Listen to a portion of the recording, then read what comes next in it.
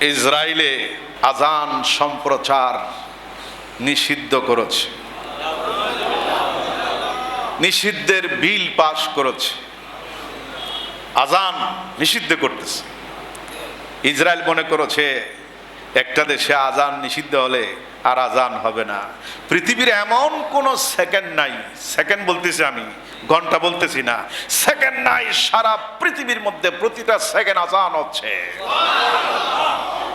সুতরাং বিশ্বের আন্তর্জাতিক এই বেহায়া, এই সন্ত্রাসী যদি তার দেশে আজান, মুসলমানদেরকে মসজিদের মধ্যে আজান দিতে নিষিদ্ধ ঘোষণা করে, আল্লাহ রাব্বুল আলামিনের আযাব গজব পড়ে এই ইসরায়েলের নেতানিয়াহু নাস্তানাবুদ হয়ে যাবে। ঠিক কিনা জোরে বলে?